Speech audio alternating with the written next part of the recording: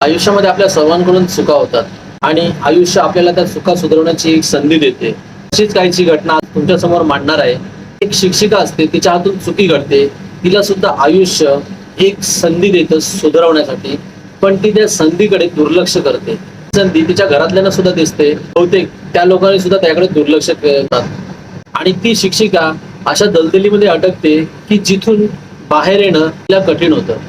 तरीही ती तिथून स्वतःच्या जीवाची सुटका करून तिथून निघते. आता तर तिच्यावरतीच नव्हे तर तिच्या अख्ख्या परिवाराच्या जीवावरती बेतून आलेलं असतं आणि गोष्ट सरकारपर्यंत जाऊन पोहोचते. त्यावेळी त्यांच्या सर्वांच्या मनामध्ये एक प्रश्न निर्माण होतो की का कोणती व्यक्ती इतकी क्रूर सुद्धा असू शकते, का वाईट कर्म सुद्धा करू शकते. नमस्कार, मी आहे सचिन, स्वागत आहे तुमचं आपल्या युट्यूब चॅनलमध्ये. जो घटनाक्रम तुमच्यासमोर मांडणार आहे तो मध्य प्रदेशमधील इंदोर शहरामधीलच आहे.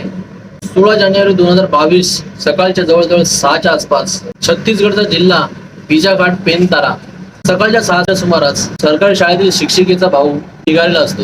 त्यावेळी त्याच्यावरती नकळतपणे हमला करतात आणि हा घाबरून धावत येऊन घरामध्ये जाऊन लपतो. थोडं धावपळ आल्यामुळे रस्त्यातून येताना अनेकांच्या कानी त्याचा आवाज पडलेला असतो. त्यामुळे आजूबाजूची लोक सुद्धा सावधान होऊन जातात की झालंय काय म्हणून. घरात आल्यानंतर तो त्याच्या आई वडिलांना सर्वांना सूचित करतो की लवकरात लवकर तुम्ही सर्वजण एकमेकांना सावरा, कारण का आपल्यावरती हमला झालेला आहे. आणि तो जो हमला केलेला असतो तो तिच्या नवऱ्याकडील लोकांनी केलेला असतो. घरातले लवकरच पोलीस स्थानकामध्ये फोन करतात.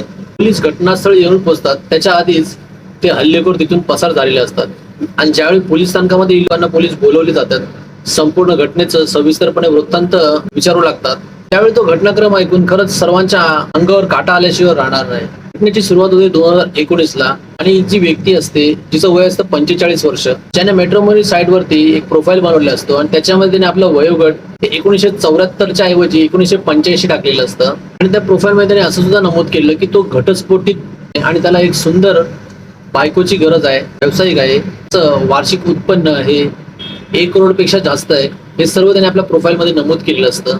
एवढी भरगतचं प्रोफाईल जर बघून कुठलाही परिवार, कुठलीही महिला हे आकर्षित झाल्याशिवाय राहणार नाही. आणि असंच काहीचं घडलं या सरकारी शिक्षिकेसोबत. त्याने ही प्रोफाईल पाहिली, मॅट्रिमोनी साईट वरती कुठल्याही प्रकारची वार्ता केली नाही. तिने फेसबुकवरती याचा प्रोफाईल आयडी शोधून त्याला फ्रेंड रिक्वेस्ट सेंड केली. समोरील व्यक्ती सुद्धा मैत्री रिक्वेस्ट एक्सेप्ट करतो आणि इथून या लोकांची मैत्री सुरुवात होते. मैत्रीचं रूपांतर प्रेमामध्ये होतं. प्रेमाचे रूपांतर झाल्यानंतर या लोकांच्या भेटीगाठी घडू लागतात, एकमेकांच्या बंधनामध्ये अटकू इच्छितात.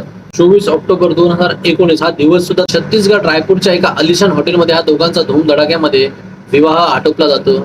पण एक गोष्ट अशी असते, सर्वांच्या लक्षात तर आलेली, पण कोणीही त्या गोष्टीकडे लक्ष देऊ नसतं. विवाहामध्ये महिलेकडून तिच्या नातेवाईकातील, घर परिवारातील ते इष्ट, सगळे सोयरे संबंधी सगळे नातेवाईक, महिने हे सर्वजण आलेले असतात. पण नवरदेवाकडून कोणीही त्या विवाहामध्ये समाविष्ट झालेलं नसतं.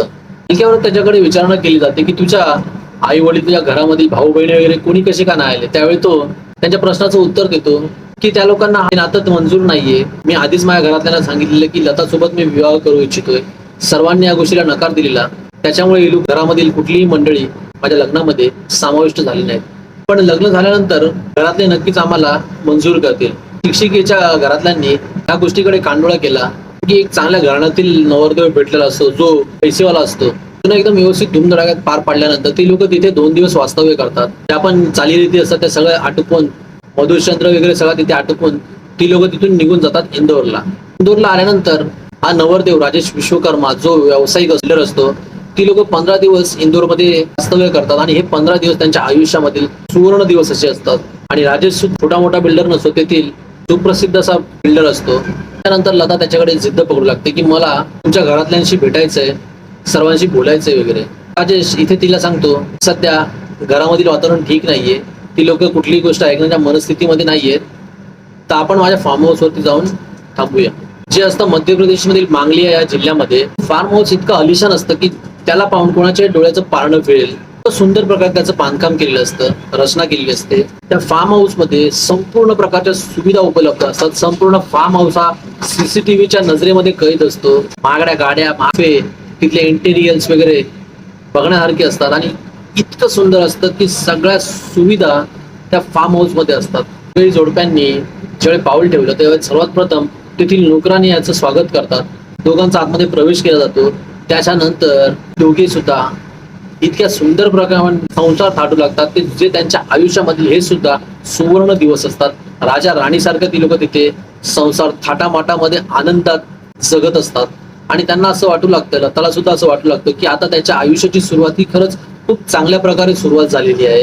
पण राजेशला एक घाणेरडी सवय असते. त्याच्या घरामध्ये जो मोठा स्क्रीनचा टीव्ही लागलेला असतो त्या टीव्हीवरती त्याला न्यूड पिक्चर्स म्हणजेच ब्लू फिल्म पाहण्याची सवय असते आणि त्या ब्लू फिल्म मध्ये जे बघेल त्याच प्रकारे तो बायकोसोबत करण्याची इच्छा जाहीर करायचा, त्याच्याकडून त्या गोष्टीची डिमांड करायचा. सुरुवातीला जो जोरदबस्ती वगैरे करून त्याच्यासोबत या सगळ्या गोष्टी करू लागला, पण नंतर नंतर हळूहळू तो प्रेमाने तिच्याकडून त्या सगळ्या गोष्टी करून घेऊ लागला ज्या त्या ब्लू फिल्म मध्ये दाखवल्या जायच्या इंग्लिश मूवी मध्ये. त्या सगळ्या प्रकारचा तो सेक्स हा तो आपल्या पत्नीसोबत करू लागला. हळूहळू असे करता करता त्यांचे 15-20 दिवस निघून जातात आणि त्यानंतर लताला सुद्धा ठाऊक नसतं की तिच्या आयुष्यामध्ये एवढा मोठा हा भूकंप घडणार असतो, इतकं काय क्रूर घडणार असतं. त्याची कल्पना कधी लताने सुद्धा केली नव्हती. एके दिवशी त्यांच्या घरी बिपिन भदौरिया नावाचा व्यक्ती येतो. तो एकत्र जेवण वगैरे करतात, सोबत जेवण वगैरे झाल्यानंतर गप्पा गोष्टी करू लागतात. त्याच्यानंतर राजेश तिला सांगतो, लता तुझा नाच बघण्याची इच्छा झाली आहे आणि नाचाची त्याची डिमांड अशी असते की तिच्या अंगावरती कुठलेच कपडे नसतात, फक्त तिचं प्रायव्हेट पार्ट्स असतात, तेवढ्या पुरतीच कपडे घालून नाच करण्याचे सांगत असतो. तिने विरोध दर्शवला, पण ती विरोध दर्शवून पण उपयोग काय होणार होता. त्या लोकांनी हिला शस्त्राच्या आधारावरती जबरदस्ती हे करण्यास भाग पाडलं. तर आधीच नवऱ्याची सेक्स बद्दल डिमांड तिला मनाविरोधात तो करत होता आणि त्याच्यानंतर अशा प्रकारची सुरुवात न्यूड नाचणं मित्रासोबत, ते पण शस्त्राच्या धाकावरती. त्याचा क्रूरपणा हा इथेच थांबला नाहीये. नंगा नाच झाल्यानंतर तिला न्यूडपणे नाचवल्यानंतर तो आपल्या बायकोला त्याच्या मित्राच्या पुढ्यात सोडतो आणि त्याचा मित्र त्या सगळ्या गोष्टी तिच्यासोबत करू लागतो त्या राजेशने आधी हिच्यासोबत केलेल्या असतात. दुसऱ्या दिवशी तो विवेक विश्वकर्मा, त्याच्यानंतर येतो केश बघेल. आधीपासूनच नोकर हा उपस्थित असतो. मित्रांचं येणं वाढू लागलं. मित्र आल्यानंतर ती लोक तिथे बसून ब्लू फिल्म बघू लागले. ब्लू फिल्म पाहिल्यानंतर ती लोक लतासोबत त्या सगळ्या गोष्टी त्याच प्रकारे करू लागलेत. त्यांचा क्रूरपणा एवढा होता की सर्व राजेशची मित्र लताच्या असा कुठला शरीराचा भाग उरला नसेल जिथे त्या लोकांनी तिला सिगरेटने डागाळलं नसेल, डाग लावले नसतील.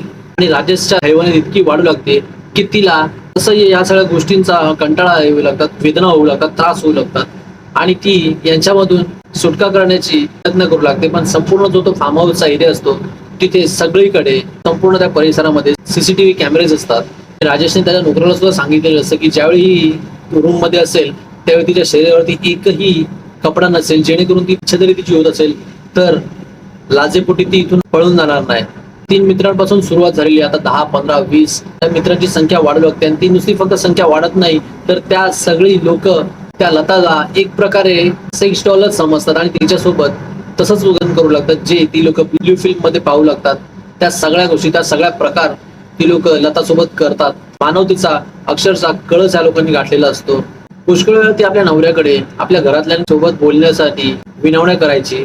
त्यावेळी राजेश तिला शस्त्र दाखवून तिच्या घरातल्यांशी वार्ता करायचा. त्यावेळी शस्त्राच्या धाकामुळे ती आपल्या घरातल्यांना आपल्या हालचाली सगळे सुव्यवस्थित चालू आहेत अशी कल्पना द्यायची आणि त्या लोकांची सुद्धा हालत कशी आहे हे सगळं ती विचारपूस करून घ्यायची. राजेशने क्रूरतेच्या सगळ्या सीमा पार केलेल्या असतात लतासोबत. या सगळ्या क्रूरतेमध्ये 3-4 महिने निघून जातात. ती या सगळ्या परिस्थितीला इतकी कंटाळलेली असते की या सर्वांसमोर ती विनवण्या करते की मला माफ करा, मला इथून जाऊ द्या, मला इथून सोडा, मी तुम्हाला कुठल्याही प्रकारचा इथून गेल्यानंतर त्रास देणार नाही. सगळ्या प्रकारच्या दया गयावया करू लागते, याचना करू लागते. पण राजेश आणि तिच्या मित्रांवरती कुठल्याही प्रकारचा तिच्या दयेचा असर होत नाही. तिथे फक्त लताच नव्हे तर शहरामधील कित्येक अशा स्त्री असतात त्यांना सुद्धा इथे आणून नाच नाचवला जातो. अनैतिक संबंध प्रस्थापित केले जातात. लताला सुद्धा नंगानाच करावा लागतो. शरीरावरती एकही कपडा न ठेवता न्यूडपणे नाचावं लागतं त्यांच्या सगळ्यांसमोर. सोबत न्यूड बसून ब्लू फिल्म सुद्धा पाहू लागतात. त्याच्या आयुष्यात तो दिवस येतो. राजेश तिची विनंती ऐकतो आणि तिला सोडण्याची तयारी करतो. पण तो तिला ठणकावून सांगतो की इथे घडलेला जो पण काही प्रकार आहे, त्याच्या सवयी आहेत, जे पण तिच्यासोबत असतं, या सगळ्या गोष्टीची कुठल्याही प्रकारची कल्पना जर आपल्या घरातल्यांना दिली तर फक्त तिच्यासोबतच नाही तर अख्ख्या परिवारासोबत किती वाईट होईल हे तू विचार सुद्धा करू शकणार. अशा प्रकारची धमकी तो लताला देतो. कारण ह्या लोकांनी जे पण तिच्यासोबत गैरवर्तन केलेलं असतात त्या सगळ्या गोष्टींचा प्रकार ह्या लोकांनी व्हिडिओ कॅमेऱ्यामध्ये कैद करून त्याच्या व्हिडिओ फुटेज बनवलेले असतात आणि त्याच्याच आधारावरती ती लोक सांगतात की जर तू तुझ्या घरातल्यांना ह्या गोष्टीची कुठल्याही प्रकारची पूर्वकल्पना जर दिलीस तर घरातल्यांना तर ठार मारूच, पण हा जो व्हिडिओ आहे तो सोशल मीडियावरती सुद्धा अपलोड करून तुझ्या नातलगांना सुद्धा दाखवू. राजेशने ज्या प्रकारे सांगितलं असं त्या प्रकारे सगळ्या गोष्टी लक्षात ठेवून ती आपल्या घरी येऊन आपल्या परिवारासोबत आनंदाने राहू लागते. कुठल्याही गोष्टीची वाच्यता ती आपल्या घरातल्यांसोबत करत नाही. अशातच काही दिवस निघून जातात आणि राजेश त्याचा मित्र बिपिन भदौरिया याला सांगतो की तू तिकडे जा आणि तिकडे गेल्यानंतर लताला पुन्हा घेऊन ये. जर ऐकत नसेल तर तिथेच तिला मारून टाक. आणि ही लोक तिच्यावरती पाळत ठेवू लागतात. 15 दिवस तिची संपूर्णपणे रेखी सुद्धा करतात. एक दिवस येतो ज्यावेळी तिचा भाऊ घरातून बाहेर निघतो काही कामासाठी. त्यावेळी ही सगळी मंडळी त्याच्यावरती हल्ला करतात आणि तोच दिवस असतो 16 जानेवारी 2021. भावावरती हमला केल्यानंतर भाऊ त्या हल्ल्यामधून वाचतो आणि घरी पळून येतो. त्याच्यानंतर तिच्या बहिणीवरती सुद्धा हल्ला करण्यासाठी ही लोक तिथे जातात. पण त्याच्या आधीच तिकडे पोलिसांना पूर्वसूचना मिळाल्यामुळे पोलीस तिथे घटनास्थळी दाखल होतात आणि त्याच्या आधी ही लोक तिथून पळ काढतात. या घटनेची संपूर्ण प्रकारे चौकशी करण्यात येते. मुकेश बघेल, बिपिन भदौरिया, राजेश विश्वकर्मा, विवेक विश्वकर्मा या चौघांच्या विरोधात सुद्धा भारतीय दंडविधानानुसार त्यांच्यावरती खटले गुन्हे नोंद केले जातात.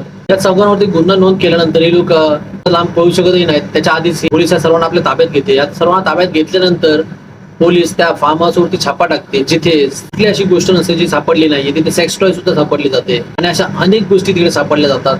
गोष्ट तेथील नगरपालिकेपर्यंत जाऊन पीएम असतात त्यांच्याकडे पोहोचते आणि संपूर्ण प्रकारे चौकशी केली जाते की फार्म हाऊस आहे तो संपूर्ण लिगल इलिगल प्रकारची उभारणी केली आहे. या सर्व गोष्टींची चौकशी करू लागतात. त्या लोकांना समजतं की हा संपूर्ण जो स्ट्रक्चर आहे, संपूर्ण जी इमारत बांधलेली असते ती इलिगल प्रकारची असते. त्यामुळे त्याच्यावरती बुलडोजर चालवले जातात आणि या चौघांविरोधात सुद्धा गुन्हा नोंद करून यांना जेरबंद केलं जातं. ज्यावेळी ते फार्म हाऊस चालवलं जातं त्यावेळी अचानकपणे राजेशची पहिली पत्नी तिकडे प्रगट होते आणि ती सांगू लागते की आमच्या कुठल्याही प्रकारचा घटस्फोट झालेला नाहीये, फक्त मी याच्यापासून वेगळी राहते कारण का एकदम अय्यश प्रकारचा माणूस आहे आणि वाईट गोष्टींची त्याला सवय आहे. पण एक गोष्ट विचार करण्यासारखी आहे, ज्यावेळी फार्म हाऊस पाडण्यात येतो त्यावेळी तिकडे कशी काय प्रकट झाली, त्याच्या आधी कधीही ती त्या फार्म हाऊस वरती का भटकली नाही, तिथे जाऊन का कुठल्याही प्रकारची तिने इन्क्वायरी किंवा तो पूर्ण फार्म हाऊस बघण्याची इच्छा कशी झाली नाहीये, हा सुद्धा एक प्रश्न आहे.